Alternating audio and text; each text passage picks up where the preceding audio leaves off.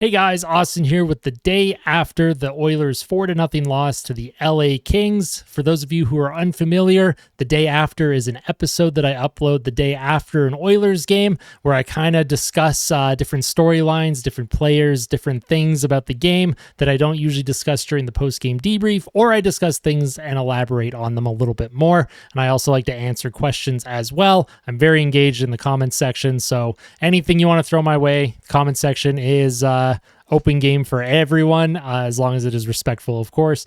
But first thing I wanted to talk about was just the overall effort of the Oilers. Now, I thought their effort against Vegas was good. They just came out, you lose a hard game. That happens. You couldn't win every game forever. And then the game against Anaheim, they started slow, but as the game went on, they really pushed. They really took over. And then the game against the Kings, I found that at no point during the game did Edmonton ever feel like they were going to come back. Once LA went up 1-0, even in my own head, and I'm a pretty positive person as in general, even I was just sitting there dreading just watching the rest of the game because LA, they showed up to play. They were strong in the neutral zone. They were getting that head coach bump. Todd McClellan had just been let go, so it was Hiller behind the bench. David Rittich was in net, and I was really hoping Edmonton could at least make the night a little bit more difficult for David Rittich, but they obviously were not able to do that. I don't think Edmonton had very many high danger chances throughout the night. And the one thing that I wanted to talk about is the defense pairings that Kris Knoblauch has changed up. Now, against Anaheim, he went with Nurse Desharnais, Kulak, Bouchard, and Ekholm Ceci, but he didn't keep Ekholm and Ceci together for very long. They were struggling very hard. Same with Kulak and Bouchard. So what he ended up doing was he went Ekholm, Bouchard, Kulak, Ceci, and then, Nurse Desharnais. Oh my God, I might have just repeated that. My apologies. Anyways, let's roll with this. So that's what the current D pairs are. And I was very pro Desharnais with Darnell Nurse. I'm like, you know what? I want to see what Darnell or Desharnais can do in the top four. I want to see what he can do against tougher opponents, higher quality competition, just to see what it would look like because he plays very, very well with Kulak on that third pair.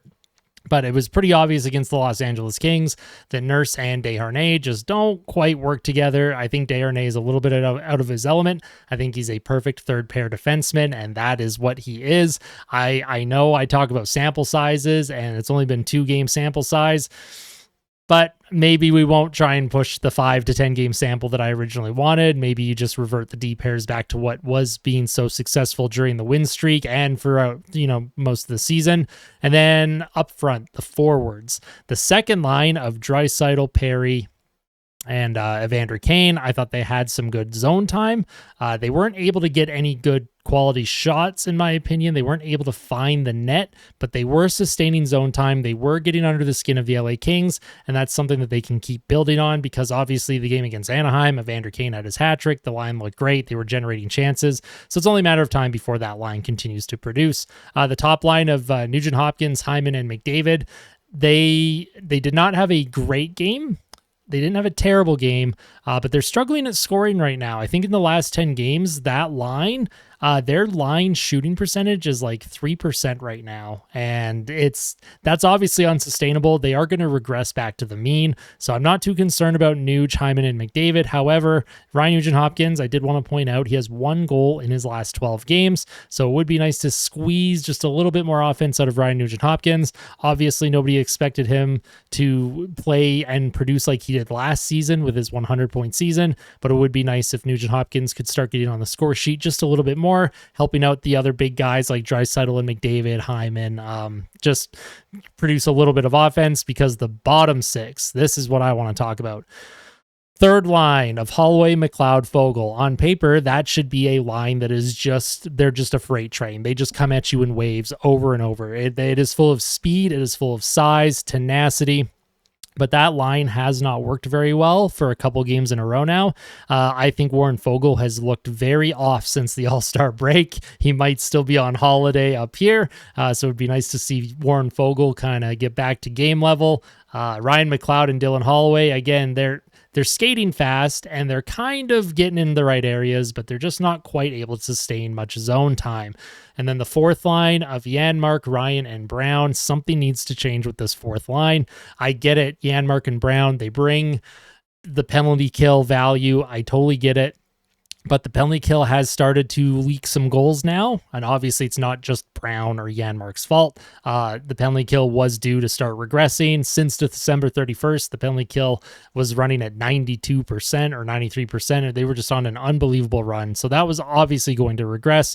But I think it's time to get Sam Gagner back in the lineup. When Sam Gagner is in the lineup, he does produce points. Unfortunately, right now, Connor Brown is producing nothing.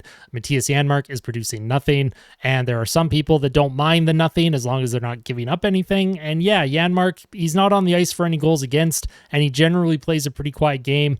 Connor Brown, he's kind of sniffing around the blue paint a little bit more, but every time he shoots the puck, it just never hits the net. He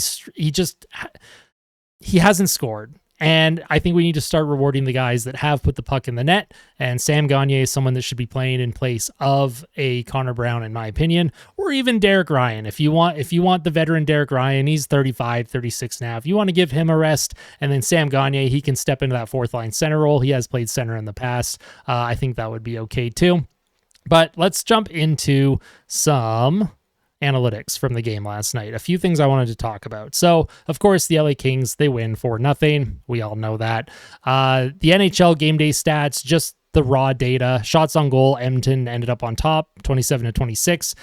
The big thing was the block shots. If you scroll down, look at the block shots. LA blocked 25 shots. They were getting in every single shooting lane, and they were making life miserable for Edmonton shooters. And I found Edmonton, because of how many shots were getting blocked, they were trying to find a pass through people. They were trying to find the perfect pass. There were a couple plays that maybe could have went in. Draisaitl found Corey Perry on the back door. Perry just couldn't elevate the puck. Rittich made an incredible save. Props to Rittich and props to the LA Kings for that style of play. It bothers me as a fan, but it works for them and it helped get them the win and the shutout. So again, I will give props there. But I want to look at the advanced analytics here. So the Nuge McDavid Hyman line, at the end of the night, they had a 52 expected goals for percentage at even strength. They were the best line. So I have this in order of descending from highest expected goals for to lowest. The second best line was Kane, Draisaitl, Perry. They were a 49 expected goals for percentage. They were actually the best expected goals for percentage line on the ice for the Oilers until the third goal for LA. That's when Darnell Nurse iced the puck unforced. And then on the next shift, LA cycled it around. They ended up scoring to make it 3-0, and that kind of sealed the game. That really brought the expected goals for down for the Draisaitl line.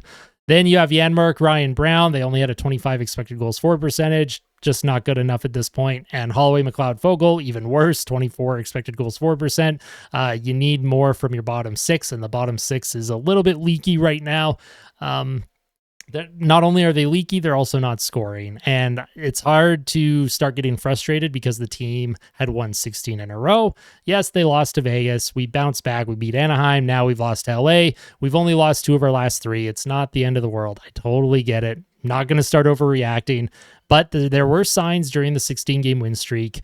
There were signs like this. Things like this were going to happen, especially with the slow starts, falling behind early in first periods, getting outshot every now and then, and the bottom six not producing. And now that the top six is being shut down a little bit more, we're not getting the depth scoring, and it is starting to rear its ugly head a little bit. And this is something that I hope the team can start to turn around, and they have to turn around quickly because they need to start banking the points and with all the games in hand that they have on the teams, not only ahead of them, but also behind them. Looking at the defense pairs, Kulak Ceci ended up the highest expected goals for the D pairs tonight, 53%. Then you had Ekholm Bouchard at 45 expected goals for at even strength. And then you had Nurse Desharnais at a 26% expected goals for percentage. Nurse Desharnais did not work at all. They got exposed pretty heavily to the Los Angeles Kings. That is a defense pair that needs to end, I think, ASAP. I think you go back to Kulak Desharnais, and I think you go back to Nurse Ceci, and then I think you start working on a trade to possibly move Ceci out and give Darnell Nurse a better D partner. I think they were hoping Desharnais would be able to help him out, but it's clear that there needs to be something done about the second pair, or at least the Darnell Nurse pair, whatever you want to call Darnell Nurse. If you think he's on the top pair, that's fine. If he's second pair, that's fine. Whatever pair Darnell Nurse is on, that's a need at the trade deadline. So those are the things that I wanted to talk about. Then Stuart Skinner, he had a negative 0.23 goal save above expected. I don't really pin this game on Stuart Skinner. you're not going to win a game when the team in front of you can't score. And Skinner, he did make some really big saves, and I found some of the goals other than the one goal that he gave up where it kind of like went under his like arm. There wasn't really any chance he had on the other two. And then of course there was an empty netter for the fourth goal. So that's pretty much it for my day after segment. I also like to propose questions to you guys. We are nearing 1,600 subscribers. How do you feel about the channel so far? How do you feel about my content? Are we excited moving forward? Is there anything that you'd like to see change? I would love some constructive feedback in the comments section. As always, though, your support is greatly appreciated. I love everyone that's tuning in. I love interacting with all the fans. You guys are seriously the best. If you like today's video, make sure you hit like. And if you really liked it, make sure you hit subscribe. Make sure you hit that little bell so you never miss any notification. And I will see you guys in the next one. Take care.